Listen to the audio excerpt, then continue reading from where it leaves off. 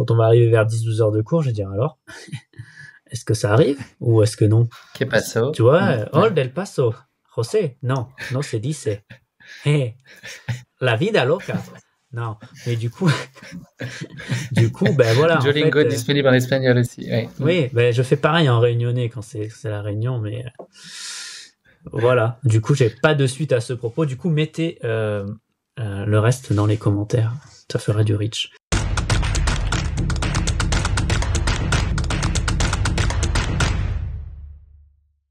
Salut à tous et bienvenue dans Heavy, le nouveau format hors série de course épique. Avec moi, un invité de prestige qui sera le pilier fondateur, que dis-je, le phare dans la nuit de ce hors série, Germain Grangier.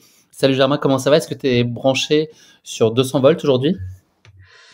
Oui, j'ajouterais même la frontale sans batterie dans la nuit. Non, écoute, ça va. Je suis très content de te retrouver dans la course hippique.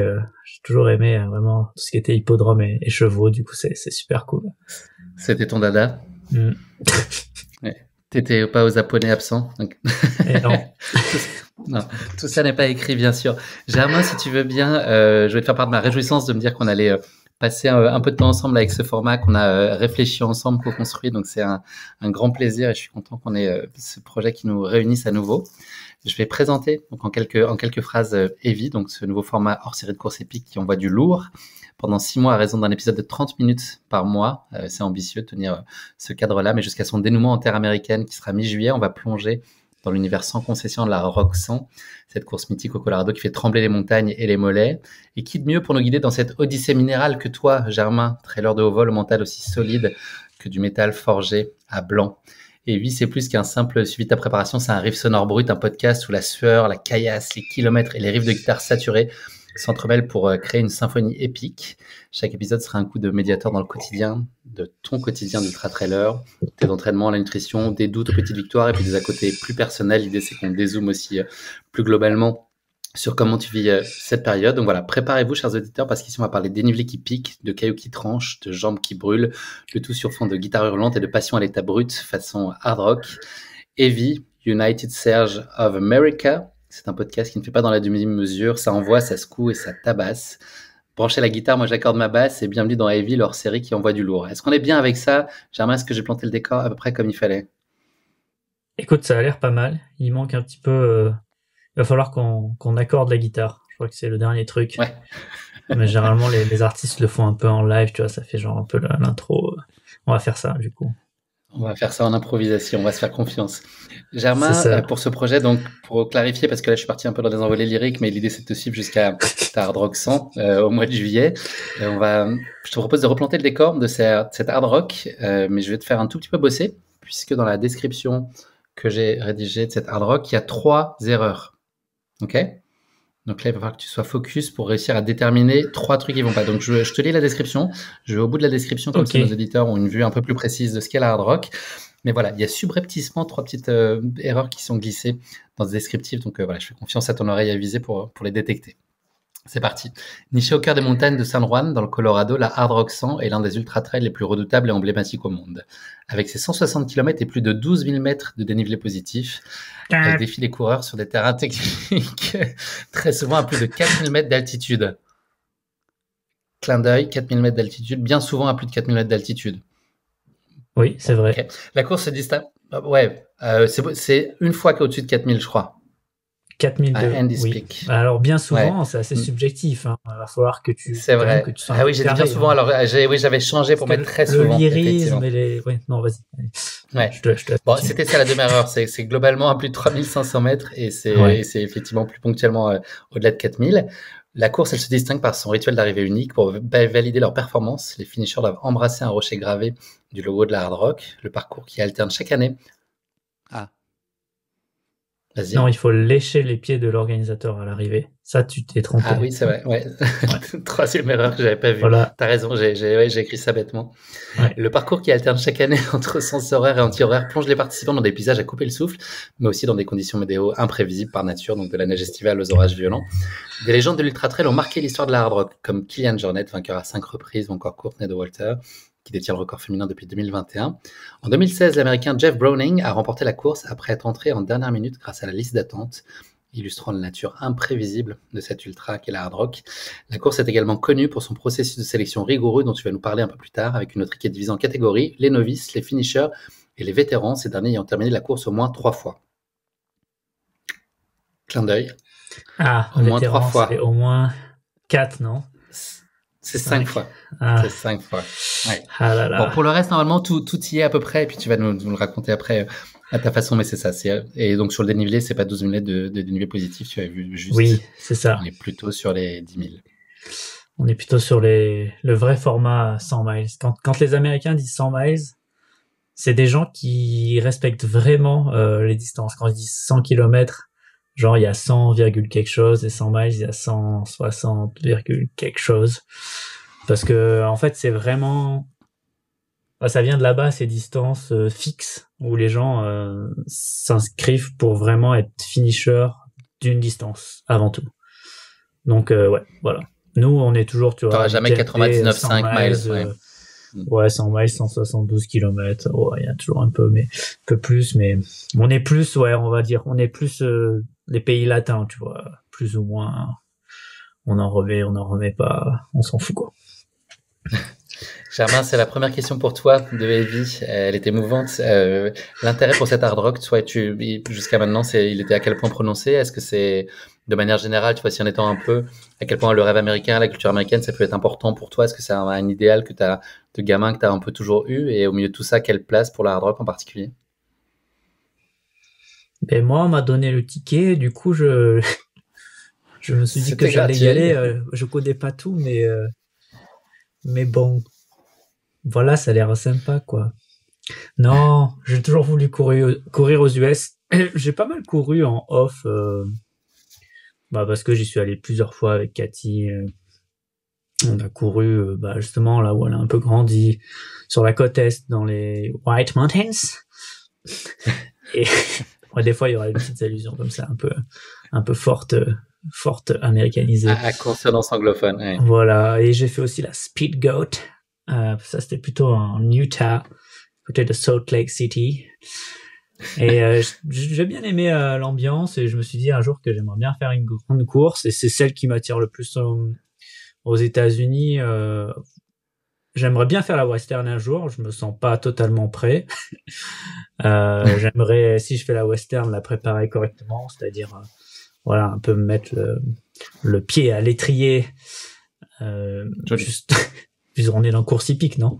Donc ouais. Le pied à l'étrier, tu vois, plutôt passer un hiver, voilà, à faire de la course à pied. Et pour l'instant, je suis pas réussi encore à ne pas regarder mes skis de chaque hiver qui passe. Donc voilà, c'est pas encore d'actualité.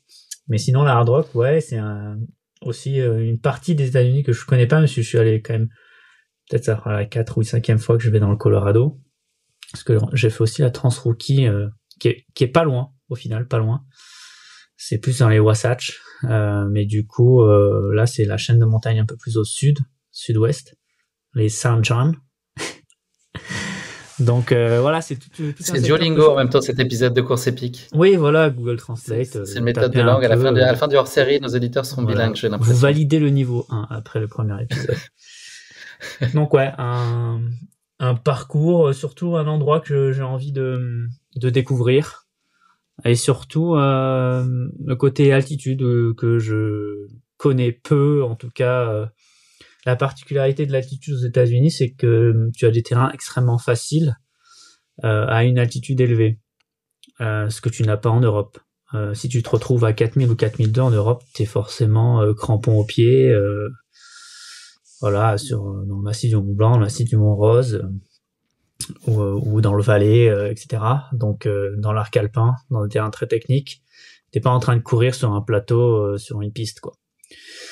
Donc voilà. C'est aussi intéressant. Je pense que voilà, ça arrive à un bon point dans ma carrière, entre guillemets, parce que voilà, c'est un peu un challenge, des trucs nouveaux. Est-ce que là, les courses qui sont qualificatives, on va revenir juste après sur le processus de qualification, mais est-ce que tu avais l'intention derrière ça d'aller chercher la hard rock, ou est-ce que c'était complètement dénué de ce calcul-là? Dans les courses qualificatives, j'ai pas suivi. Excusez-moi. Pour la hard rock. J'avais un double appel. Du coup, j'ai pas écouté. Est-ce que l'idée c'était de faire des courses qui pouvaient être qualifiées pour la hard rock dans la démarche d'aller faire la hard rock, où il se trouve qu'elles étaient qualificatives pour la hard rock mais que c'était pas forcément le calcul? Non, non, non, j'ai jamais fait quelque chose pour viser la hard rock, on va dire. C'est vrai qu'il y a des courses qualificatives, effectivement, mais je les ai fait. Je raisonne très peu en circuit ou en choses comme ça, même si maintenant on est un petit peu plus couteau sous la gorge, on va dire, pour faire certaines courses. Mais je raisonne très peu en circuit et plutôt, voilà, je vais sur une course parce que je suis attiré par la destination, le voyage, etc. Et généralement, j'aime bien passer du temps avant et après autour de la course. Donc pas de stratégie pour me qualifier spécifiquement à la hard rock. Tu peux nous parler justement du processus de sélection? Tu es assez féru et tu es connaisseur du sujet. Comment est-ce qu'il s'est opéré pour toi cette année et de manière générale, comment ça opère? Alors la hard rock, c'est un peu comme la western. Alors la western propose des golden tickets, donc tu peux te qualifier sur critères de performance avec toute une panoplie de courses qui adhèrent en fait au système western. Donc là, t'as les courses qualificatives où t'es délivré, tu as des golden tickets délivrés. Bon là, c'est la hard rock. Il y a les courses de sélection qui te permettent d'entrer et de participer à la loterie, comme ils disent, lottery, ce qui veut dire tirage au sort en français. Eh ben oui, Christiane. Eh oui, je te l'avais dit. Et donc du coup, tu mets ton nom. Est-ce que tu l'as déjà mis une année avant, 2 années avant? Donc là, plus tu mets ton nom d'année chaque année et que t'es refusé, plus t'as de chances d'être tiré au sort. Il y a une petite loi binomiale en double intégral triple qui voilà, qui résout ce problème mathématique et qui te donne plus de chances au tirage au sort. Et voilà. Donc ça c'est pour le tirage au sort. Donc plus t'as d'échecs en gros au tirage au sort, plus t'as de chances d'être tiré au sort. Après les vainqueurs sortants, je sais pas si on l'a dit, mais il y a très peu de participants, hein, on est d'accord? Très peu. Il y a environ 200 participants parce qu'ils sont généralement aux États-Unis, t'es très très limité en termes de participants parce que t'es limité par les wilderness, un nouveau mot, les zones en fait qui pourraient correspondre un peu à nos parcs naturels ici, type écrin, Mercantour, etc. Donc en gros, t'es limité en nombre de personnes que tu peux amener sur ces terrains. Donc là, c'est pas tant philosophique en fait. Moi, je pensais que c'était l'esprit, tu vois, pour garder de l'intimité, mais c'est finalement c'est plus une contrainte. Ouais, c'est exactement une contrainte.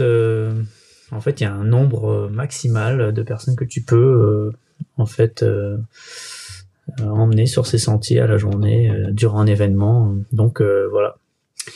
Du coup, être qualifié à la hard rock ou être tiré au sort, c'est vraiment un gros deal, D-E-A-L, aux États-Unis. C'est un gros truc. Et pour en revenir au système, du coup, voilà, il y a ce côté loterie. Et si t'es pas pris à la loterie, Dale, l'organisateur, se réserve, en gros, c'est écrit noir sur blanc dans le règlement, six pick. Donc il peut sélectionner 6 personnes.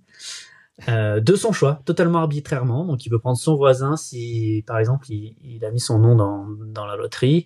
Il peut prendre sa cousine, un élite. Voilà, il peut prendre qui il veut. Et il l'écrit après noir sur blanc à la suite du tirage au sort. Il écrit les noms qu'il a choisis. Voilà, donc il y a 6 noms totalement choisis de façon arbitraire et il y a les gens qui sont choisis, on va dire, de façon légale via la loterie. Et j'ai oublié de dire, ouais, le vainqueur sortant est automatiquement réinvité. Donc lui, il a hommes et femmes directement son ticket pour l'année d'après. Et donc il y a aussi les vétérans, ceux qui ont participé plein de fois et qui ont fini plein de fois, ils ont beaucoup de chance de réintégrer la hard rock, ce qui fait qu'il y a une espèce de communauté qui se crée beaucoup autour de cette course. Donc c'est un peu, il y a un peu un cercle fermé qui revient souvent et des nouveaux arrivants et ça se mixe un petit peu. J'ai une question qui me brûle les lèvres, Germain. Comment ça s'est passé dans ton cas? Dans mon cas, eh ben, j'ai été sélectionné de façon totalement subjective, c'est-à-dire non objective, non neutrale, de façon partiale, par Et non Dale, genré. au même titre que d'autres noms que tu vas nous énoncer. Donc Bien voilà, sûr, noir sur Mathieu, blanc. Mathieu Blanchard, Cathy Scheid, que tu connais bien, Manon Cathy Board, Scheid. Katharina Hartmut, Cathy Scheid, Ouais. toi-même et Zach Miller. Zach Miller, all the way from Bend, Oregon. Pardon, excusez-moi, c'est. Donc ça, c'est les noms qui ont été, les 6 noms qui ont été On est choisis en podcast par vidéo, Dale avec c'est sa main Guillaume. blanche. Oui, absolument. C'est Ah. pour ça, si éventuellement tu peux caler ta vidéo et demander à Giuseppe de nous trouver un angle qui va bien. Eh oui, d'accord, Ce ok. sera super. Non, mais je me disais. Non, je savais pas. Non, mais c'est blague- vrai que quand même, blague, Guillaume non, Lahaye, blague à part. c'est quand même un physique avant tout, donc c'est quand même intéressant d'avoir la version vidéo. Et là, la lumière est tout à fait à mon avantage avec Voilà. mon visage d'hiver. Là, c'est nickel. C'est nickel. Non, blague à part, c'est pour les extraits réseaux sociaux, mais si le format est cool, tu vois, en vidéo, en intégrale, on peut aussi l'exploiter si c'est confort avec Ouais, carrément. en concertation. Carrément. D'ailleurs, mettez vos commentaires en dessous et on abordera les sujets que vous voulez. C'est comme ça qu'il faut faire. Posez vos questions. Exactement. Est-ce que toi, Germain, à partir du moment où tu as été tiré au sort, ça a été immédiat que la course, elle trouve sa place dans ton agenda de 2025? Est-ce que tu peux décider de ne pas y aller? Bah, je pense que tu fais pas trop ça, en fait, avec la Hard Rock. C'est tellement une chance d'avoir son ticket que, voilà, si tu participes pas, c'est pour des raisons vraiment qui sont assez fortes. Je pense notamment à Aurélien qui avait pas participé parce qu'il avait eu son bébé au dernier moment, ou je sais pas, si t'as une grosse blessure, tu peux pas y aller, etc. Je pense même à Zach l'an dernier qui s'est fait opérer de l'appendicite 10 jours avant. Et lui, il était trop chaud. Il a dit, je la fais quand même la course, mais à la visite médicale, et quand il allait chercher son dossard, ils lui ont dit non, en fait, tu fais rien du tout, toi. Tu ne te permets pas. Tu vas rester au bord du sentier. Tu vas faire, ah, come on, et voilà. Et tu reviendras l'an prochain si Dale te rechoisit, parce que forcément, c'est pas parce que tu prends pas le départ, parce que t'as une grave blessure ou quoi, que t'es automatiquement au départ de l'année suivante, quoi. Ok. Parfait, on s'arrête là. J'aimerais à quel point donc ça a pu chambouler peut-être toi les plans que tu avais définis pour cette année. Est-ce que ça a bousculé aussi la façon dont tu allais concevoir ta saison? Est-ce que tu as apporté des changements déjà à la structure de ta préparation au regard de cette course-là qui a peut-être bousculé ce que tu avais initialement prévu? La seule chose qui est un petit peu nouvelle, c'est que j'ai pas trop couru de format 100 miles si tôt, entre guillemets. Là, ça va être mi-juillet. Généralement, au premier 100 miles, c'est un petit peu dans mes saisons passées, c'est l'UTMB ou l'UBTM, l'UTBB, l'UBT. l'UBB. Ouais, bah alors du coup voilà, c'est plus tôt. Donc ce qui veut dire plus tôt, un peu plus de course à pied, un poil plus tôt. Mais non, là sur les mois hivernaux, je suis un petit peu sur des choses similaires à ce que j'ai fait les années passées. Alors je cours un poil plus parce que pour des raisons de manque d'enneigement, il y a quelques semaines, là ça va mieux. Bon là j'ai fait un poil plus de course à pied, mais sinon je reste un petit peu sur ce que j'ai l'habitude de faire avec quelques changements, voilà, pour m'animer, quoi. Est-ce que là le fait que la course soit positionnée mi-juillet, mécaniquement ça met quand même en péril ou ça questionne en tout cas une ambition sur l'UTMB Mont-Blanc? Effectivement, parce que mi-juillet, ça veut dire 14 juillet, fête nationale, donc on va se mettre un peu cartouche avec les copains. Et du coup, voilà, ça laisse un mois pour récupérer pour l'UBTB. Et voilà, c'est compliqué forcément déjà d'enchaîner 2 ultras à 1 mois et demi d'intervalle. Et en plus, il faut prendre en compte le voyage, il faut prendre en compte l'altitude. Je sais pas du tout comment je vais récupérer. Peut-être je vais super bien récupérer, ou peut-être pas du tout. Donc il y a quand même plein d'inconnus par rapport à l'UBTB. Donc je sais pas si je vais enchaîner les deux. ça paraît quand même assez improbable, on va dire. J'ai une question qui est surtout là pour la vanne qui est dedans. Tu as revu ton organisation et ton coaching, donc tu es encadré aujourd'hui par une structure qui s'appelle CTS Coaching, c'est Jason Coupe qui s'en occupe. Il a coupé quoi Il a coupé court quand à il a pas pas mal de pu faire choses. il a coupé court, ouais. On dit, ouais, man, you know, well, man. Non, c'est vrai, ça fait combien j'attaque la 3e année. J'avais envie un peu de changer en 2022 d'approche. Ça corrélait un peu aussi avec mon ancien coach et ami Nicolas Lebrun qui avait de plus en plus de travail par rapport à son vrai travail et pas son animation de coach. Et moi qui voulais un petit peu m'ouvrir voilà, à la culture américaine, j'avais envie de changement. Donc c'est vrai que de nos jours, je travaille beaucoup avec des anglophones, parce que je me dis que ça peut être mon Duolingo à moi aussi, tu vois. Je me dis qu'au jour le jour, si j'échange avec des anglophones, je vais être de plus en plus, voilà, acerbe. Donc non, voilà où j'en suis. Et en L'idée, plus, c'est de ce que j'ai forcément, compris, lui, il c'est connaît qu'il bien la course, puisque voilà, c'est un Américain, donc. Hmm. L'idée, le mode de fonctionnement que vous avez trouvé, de ce que j'ai compris, c'est lui te donne un cadre de jeu, mais toi, tu as quand même des velléités à garder le contrôle. Enfin, tu fais ta propre connaissance de là où tu en es physiquement, de ta pratique, etc. D'avoir quand même une certaine latitude sur l'espèce de cadre qui va définir pour toi, c'est ça, le mode qui fonctionne le mieux? Oui, surtout, on va dire en hiver et assez loin des compétitions. Je suis quand même assez dans un mode autodidacte au niveau de ce que je fais au quotidien. Même si, comme tu le dis, j'ai un cadre et du coup, je frappe souvent sur la transversale, assez hors cadre. L'hiver et l'été, j'essaye de cadrer mes tirs. Quoi, tu vois, mais sans toucher le gardien. Et c'est quand même dur parce qu'en 2024, j'ai quand même touché pas mal le gardien, les poteaux et tout. Les Tac. montants. Ouais. Voilà, les montants et à la mi-temps, il est 0-0 et à la fin du match, 0-0 aussi. J'ai perdu au penalty. C'était pas forcément les Donc montants des prize money de l'arrivée, mais c'était les non, montants en tout pas. cas. Ouais, voilà, c'est ça. Donc je te fais la transition du coup. Et est-ce que c'est lui qui a l'initiative là de ce mouvement dont tu nous as parlé, qui est de mettre quand même beaucoup plus de place pour le ski l'hiver et quasiment pas courir? Est-ce que ça c'est une volonté que toi t'as formulée, ou est-ce que c'est né aussi de votre relation et lui de sa vision de la bonne préparation qui sera adaptée pour toi? Qui a initié ça? Là, alors on a échangé et il me dit ouais, ça serait bien quand même que tu cours un peu. Je dis ok, bah je vais pas courir du tout hiver.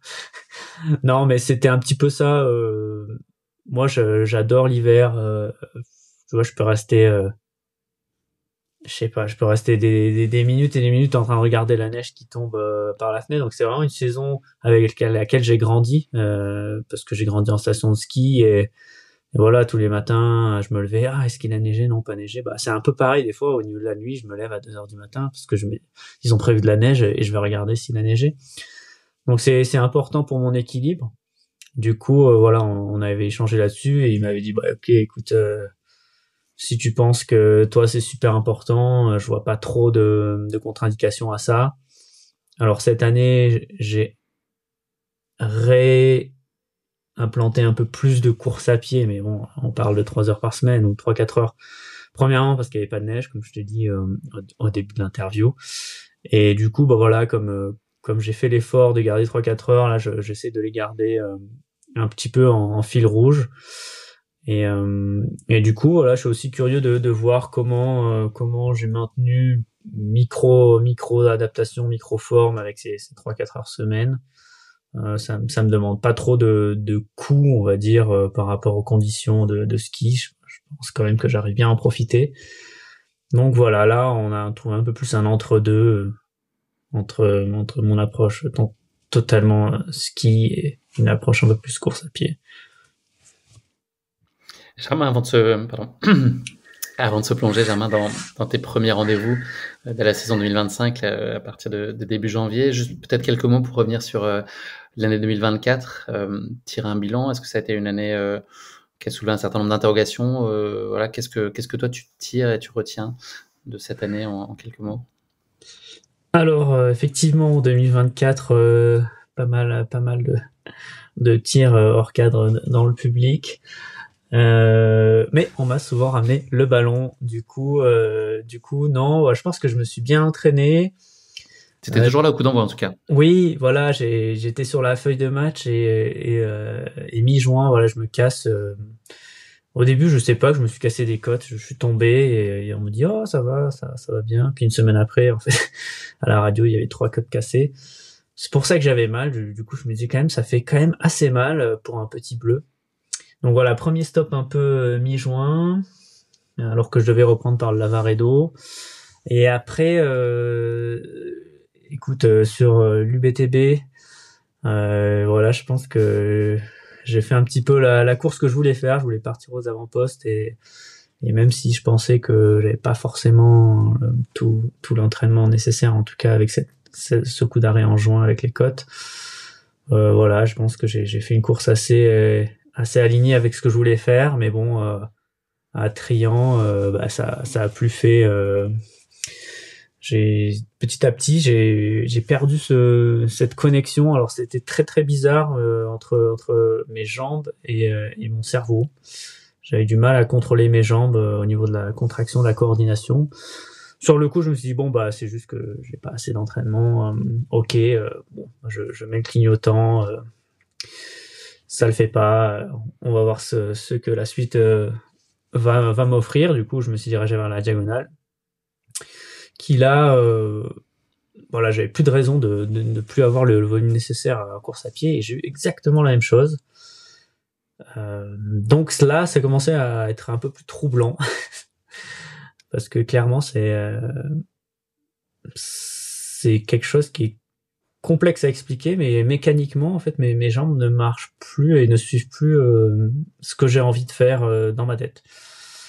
Donc il y a une liaison qui est partie et donc voilà, j'ai enchaîné sur pas mal d'examens, etc. En France, à l'étranger, j'ai pas mal bourlingué, j'ai vu du pays. T'as fait chauffer la carte vitale dans le monde exactement. entier. Ah non, ben à l'étranger, c'est la carte bleue direct et pas remboursée, tu vois, une petite heure de colle, 500 livres. Ah ouais. Mais ok, maintenant oui, nickel. Mais on n'en sait pas plus. C'est pas grave, c'est 500 livres, monsieur. Ah d'accord, ok. Et il faudrait que je vous revoie. D'accord. Ok, mais du coup, ben on sait pas. Mais ok. Donc du coup voilà, ça résume un peu tout ce que j'ai fait comme examen. Donc on n'a rien trouvé de probant, ce qui est quand même une super nouvelle. Mais je ne suis pas plus avancé par rapport à sur ça. la résolution. Voilà. Je sais qu'au jour le jour, tu vois, quand je m'entraîne, 1, 2, 3, 4, 5, 6, 7, 8 heures, ça va. Je pense que voilà, mon prochain test en grandeur nature sera un autre ultra. Et voilà, donc ce qui est sur mon contrôle, c'est un petit peu la nutrition, l'hydratation, etc. Donc ça, j'ai rechecké pas mal de trucs. Ça m'a permis, tu vois, de faire un point. Tu vois, dans nos vies, un petit peu, vraiment, à 100 à l'heure, j'ai fait un point. Je me suis retourné sur moi-même, un petit pas en arrière. Je me dis, wow, Germain, et ça serait pas le temps de faire le point. Et voilà, du coup, j'ai fait le point. Je suis apaisé avec moi-même. J'ai remis les curseurs. Et voilà. C'est un bon point. Tu sais toujours pas ce que t'as, mais en tout cas, t'es aligné. Ouais, non, voilà. Mais en tout cas, tu le prends en vrai, tu le prends avec philosophie. Oui, exactement. Il y a rien de très grave. Et ça, c'est quand même un bon point. Et voilà. Du coup, ça m'a permis de balayer pas mal de choses, de remettre à jour ce que je faisais en termes de nutrition, d'hydratation, même d'approche mentale ou de, tu vois, même de santé mentale, etc. Et voilà, je me dirige vers 2025 tel un phénix. Ça veut dire, quand tu auras René qui descendre, est-ce que tu penses que malgré tout, sur le départ, c'est quelque chose à laquelle tu peux t'amener à penser et susciter quand même un doute un peu plus prononcé qu'habituellement là, quand il faudra renouer avec du format 100 miles cette année? Carrément. Mais c'est ça qui est intéressant un petit peu dans notre sport, c'est les doutes que tu peux avoir. Même quand tout va bien, t'es sur la ligne de départ et tu dis bon, est-ce que là j'ai ça à se passer? Voilà, c'est sûr que ça, je vais avoir ça avec moi et je vais quand on va arriver vers 10-12 heures de cours, je vais dire alors, est-ce que ça arrive ou est-ce que non? Que paso? Tu vois, Old El Paso, José, non, no se dice. Hey, la vida loca. Non, mais du coup, ben voilà. Duolingo en fait, disponible en espagnol aussi. Ouais. oui, ben je fais pareil en réunionnais quand c'est la réunion, mais voilà. Du coup, j'ai pas de suite à ce propos. Du coup, mettez le reste dans les commentaires. Ça fera du reach. Voilà. Germain, on avance d'une case sur ton début d'année 2025. Je voudrais qu'on vienne sur la promesse classique, qui est un 10 km que tu as couru à Nice début janvier. Est-ce que tu portes un plaisir et de l'intérêt en soi pour la route et pour ces formats courts, ou est-ce que c'est avant tout au service de tes aspirations à performer ensuite là, sur de l'ultra? Non, j'aime bien. Ça reste du divertissement et ça vient amener du piquant aussi. J'aime bien la course à pied sous toutes ses formes, on va dire. Géométrique, variable. Mais non, j'aime bien le course à pied sur route parce qu'il y a de la vitesse, enfin de la vitesse à un autre niveau. Hein. C'est des vitesses qu'on est peu amené à développer ou des vitesses qu'on soutient peu en ultra trail. Donc il y a cette sensation de vitesse, il y a un entraînement qui change où tu peux t'entraîner sur une piste, tu peux t'entraîner sur une route avec un groupe, il y a une émulation, c'est pratiqué beaucoup moins solitaire. Donc j'aime bien pour ça la course à pied sur route. J'aimerais peut-être une année me consacrer un peu plus, comme je t'ai dit, peut-être si un jour je me consacre à la western, bah, peut-être que en septembre je me dirais ok, bah là je vais m'entraîner 3-4 mois avec le club et faire de la piste et voir où ça me mène. Donc j'ai cette curiosité. Donc j'aime bien la prom classique, la promesse classique. Ça c'est la version religieuse. La prom classique c'est la version route, c'est 10 km. 5 km dans la chance. Alors là, il y a un virage technique à 180 degrés. Et hop, 5 km dans l'autre. Donc, faut pas se faire la cheville. Mais voilà, donc j'ai fait ça. J'ai fait... Si tu te sors de ce travers-là, c'est vrai. Ouais. Voilà, j'ai fait ça. Super content. Donc, RP, peut-être, je peux le dire parce que pas ta modestie ne te frappe RP ou PB, also personal best, parce qu'on est quand même dans heavy. Il faut quand même rappeler aux gens de cultiver leur anglicisme. Personal best on 10K, 30, 43, gun time. Okay. Voilà. Et voilà, du coup j'ai un peu poursuivi, j'ai fait les crosses départementaux, là j'ai fait les demi-finales de cross, et du coup voilà, notre équipe de club on est qualifié pour les France de cross, et je me suis dit que j'allais y aller puisque j'ai jamais fait, et ça peut être marrant de faire ça dans la boue, c'est début mars, donc voilà, un peu sur voilà, on va dire 20% de course à pied avec des petites joutes comme ça courte et le reste en ski. Ouais, voilà. J'aime bien. Être partout mais nulle part, tu vois. Voilà, c'est nickel. Germain, on t'a vu à l'œuvre plus récemment à l'occasion d'une course de ski alpi en équipe qui est la Belle Étoile en compagnie de Boncon. Ma première question sur le sujet, c'est est-ce que les bons cons font les bons amis? Et effectivement, Boncon, c'est un de mes contemporains voisins de la vallée de la Haute-Tinée. Il habite au village juste en dessous de chez moi. Alors attention, ici on n'est pas du même village, mais on est de la même vallée. Tu vois ce que je veux dire? Donc ça fait 3-4 ans qu'on court ensemble. Et Boncon, je crois que ça le résume bien. C'est quelqu'un qui s'appelle Valentin Clarisse en vrai. Bon parce que il a un bon fond. Con parce que il est un petit peu limité au niveau du QI. Mais non, en vrai Boncon c'est marrant parce que on a toujours été dans la même vallée, mais tu sais quand t'habites un peu des fonds de vallée, on dit toujours lui il est con et lui il est con, tu vois. Du coup on nous disait ça à chacun et on s'est jamais trop parlé parce qu'on disait putain lui en fait tout le monde dit qu'il est con et lui il dit tout le monde qu'il est con. Du coup on se croisait, on se disait bon on va pas se parler puisque en fait on est tous les deux cons. Et bon normalement on s'est retrouvés dans une même voiture à un moment et puis on a commencé à se parler, on s'est dit putain mais il est pas si con. Vous avez fait du convoiturage? Ouais, du convoiturage exactement. Ah, elle est très bonne celle-là. Bravo.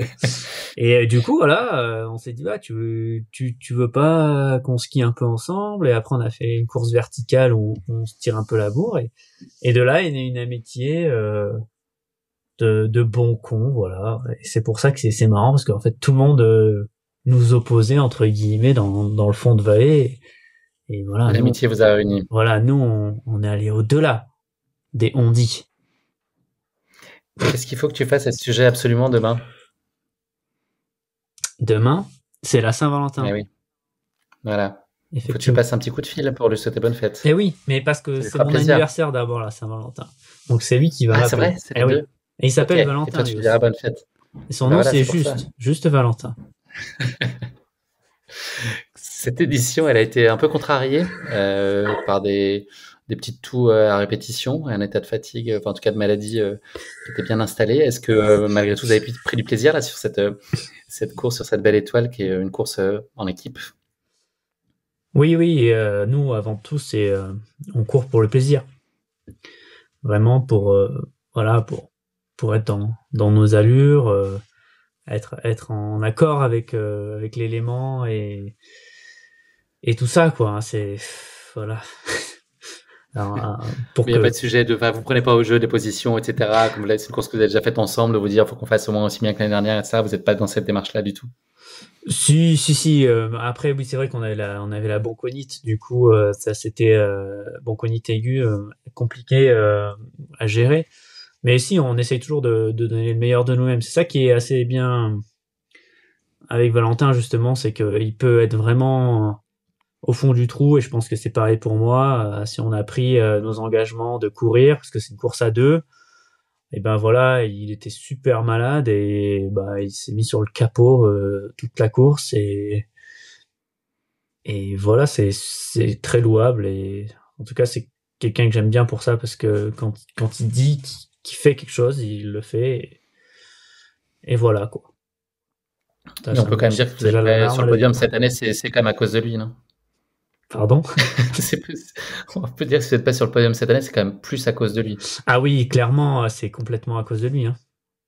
C'est bien l'état d'esprit d'une course comme ça par équipe. Ouais, voilà, ben c'est ça. Quand tu cours par équipe, généralement aux arrivées, t'as toujours, ouais, c'est bien passé vous. Ah non, ben non, Gérard, il avait eu le mariage de sa demi-sœur il y a 2 jours, il était complètement explosé. Et non, et ouais, t'as Jean-Christophe, il a cassé sa chaussure, du coup on était en galère. C'est toujours la faute de l'autre, tu vois. On a crevé avec la Fuego en arrivant. Et puis là, les rôles s'interfèrent et 10 minutes plus tard, en fait, c'était la faute de gars qui te parlait, mais via le coéquipier, tu vois. En fait, c'est assez sympa. Si t'enregistres un podcast là-bas, tu peux faire dire tout et son contraire à 10 minutes d'intervalle. C'est rigolo. En toute bonne foi. Germain, on va clôturer cet épisode. On tient à peu près le timing. Je suis assez fier de nous. On va clôturer. Alors oui, mais alors il y aura un petit quiz sur la hard rock et puis on va un tout petit peu tisser la toile de ce qui nous attend pour le 2e épisode de Heavy. Mais avant ça, donc là c'est un petit quiz. T'es prêt? Ouais. Donc on revient à notre sujet qui est la hard rock. Je vais te faire un quiz. Je vais te donner des noms. Il faut que tu me dises si c'est le nom d'un vrai groupe de hard rock ou si c'est le nom d'une formation rocheuse qui est présente sur le parcours de la hard rock 100. Ça te va? Ok, allez, je prends mon buzzer. C'est parti. Donc je te dis, c'est soit rock au sens formation rocheuse, soit c'est hard rock parce que c'est le nom d'un groupe. T'es prêt? Ok. Frozen Crown. Hard rock. Et oui, c'est hard rock. Effectivement, c'est un groupe de power metal italien. Bien sûr. De la vallée de la Toscane. Avec Umberto en chanteur-singer, leader. Et Giuseppe qui est derrière. Giuseppe, c'est l'assistant. Ça, c'est... Le Roddy. Bravo, 1 sur 1. Bear Creek Canyon. Clac, formation rocheuse, 2 sur 2. Allez, bravo. La suite. C'est rock, 2 sur 2. Kroger's Canteen. Oh, Kroger's Canteen, c'est la cantine du CE de ma mère, là. C'est pas ça? Non, c'est une formation rocheuse. Bah oui, bravo. Allez, 3 sur 3. Fall of Efrafa. Tac, Metal of the Game. Absolument, c'est un groupe qui est originaire de Brighton. C'est du post-punk metal et sludge. Exactement. Ça fait beaucoup de mots que je connais pas. Et pour l'instant, 4 sur 4, c'est le grand chelem. Et le dernier, c'est Death Vomit. Tout un programme. De métal. Groupe de métal, effectivement, qui est formé en Indonésie. Tu vois, il y a de la place pour le métal. Effectivement, dans tous les pays du monde. Hindou. Germain, je suis hyper fier de toi. T'as pas eu à puiser dans tes ressources métal pour aller au bout de ce quiz et Et faire non. le grand chelem. Bravo. Non, je suis Franchement, c'est vraiment, impressionnant. c'est un peu mes deux passions, quoi. Le C'est métal. sans trucage en tout cas. Non, non. Je te mijoterai un autre petit Ouais, quiz. il va falloir quand même élever le niveau parce que tu vois, je suis Parfait. HPI. Là, du c'est coup, trop. Là, tu t'es baladé. Il va falloir que tout level up, comme diraient les Level Américains. up, step up. Germain, la suite pour toi, là, elle pourrait se jouer, en tout cas, ski au pied du côté du Mercantour, si les conditions le permettent, et de la Pyramenta. Est-ce que tu peux nous en dire un peu plus sur ce qui t'attend, là, en tout cas, tout ce qui est ski au pied? Oui, ski au pied, on a des petites courses locales dans le Mercantour. On n'en a pas beaucoup, mais en février, c'est un peu la fête. Il y en a un peu tous les week-ends. Et après, je me dirigerai vers justement les championnats de France de cross en Vendée, dans une région assez typique et verte. Voilà, j'ai acheté mes pointes de cross. Ça sera la première fois que je vais les mettre. Donc ça sent les ampoules ou ça sent les échauffements ou la tendinite d'Achille. Mais voilà, je vais faire ça. Et après, 10 jours après, la Pyramenta, la fameuse dans le Beaufortin. Je ne suis pas devin, mais mon doigt me dit que tu seras peut-être sur les rangs à Chianti. Chianti, si, parce que justement le groupe de métal que tu disais a une date de sa tournée. Ouais, voilà, une date de sa tournée à Chianti. Du coup, ils m'ont demandé si on pouvait faire un featuring et du coup, je leur ai dit ok. En même temps, j'ai vu avec l'UTBM, parce qu'on doit pas dire si on dit pas le R, faut pas dire. Donc l'UTBM, ils m'ont dit ok, tu peux participer éventuellement à une petite course à pied entre les vignes assez redondante mais voilà, normalement je devrais être à Chianti. Germain, c'est pas forcément le timing idéal pour toi, une course qui se place à ce moment de la saison là, quoi, sur la deuxième quinzaine de mars. Est-ce que tu peux avoir des ambitions sportives malgré tout, ou là c'est plutôt on vérifie un peu les niveaux, etc. C'est exploratoire? Bah ça sera plutôt sans ambition. Après il y a Chianti de très belles vignes, donc il y aura sûrement quelque chose à faire à ce niveau-là, mais un peu moins au niveau sportif, étant donné mon kilométrage, on va dire, de dernières semaines et des semaines qui vont arriver. Voilà, je serai plus là pour la qualification, comme diraient les Américains, quoi. To qualify. Donc on court pas forcément après le grand cru là. Non, on va plutôt courir après la piquette, hein, là, pour être honnête. Germain, si tu veux bien, on se met ça à l'ordre du jour de notre prochain épisode de Heavy. En plus de suivre comment se structure ta prépa jusqu'à la Hard Rock, ça tirait? Allez. On prend rendez-vous? On prend rendez-vous pour quand alors? Vous avez de la dispo quand? Écoute, le 27 à 14h30. Ok. Sur Epic Lib, tu veux prendre rendez-vous? Ouais. Cours d'aquagym juste avant, mais ça devrait faire quand même, ouais. Ça devrait se goupiller. Parfait. Eh ben écoute, moi je serai là en tout cas, Germain. On se donne rendez-vous donc dans un gros mois pour le deuxième épisode de Heavy, leur série qui envoie du lourd. Un gros toit. Qui va nous emmener jusqu'au dénouement de ta Hard Rock en juillet prochain. Merci pour cette première prometteuse autant que sympathique. On n'a pas tenu le timing de 30 minutes, mais je trouve qu'on a quand même été assez raisonnable. Ok. Heureusement qu'il n'y avait pas de barrière horaire. En tout cas, on s'en est bien sorti. On s'en est bien sorti. J'espère que tu as pris du plaisir, moi, oui. Moi, oui. Surtout, oui. J'ai à la bien. Fin. Et le fait de se revoir dans un gros mois, ça. Voilà. C'est une réjouissance aussi. Et puis on va pas se quitter jusqu'à mi-juillet, donc ça c'est une encore plus divine réjouissance. Ah oui. Merci mon cher Germain. Eh ben, à merci. Bientôt. Et puis amuse-toi bien sur toutes les belles réjouissances qui t'attendent là dans les semaines qui arrivent. Eh ben merci à toi. Et puis merci à tous. Et thank you everyone. Générique.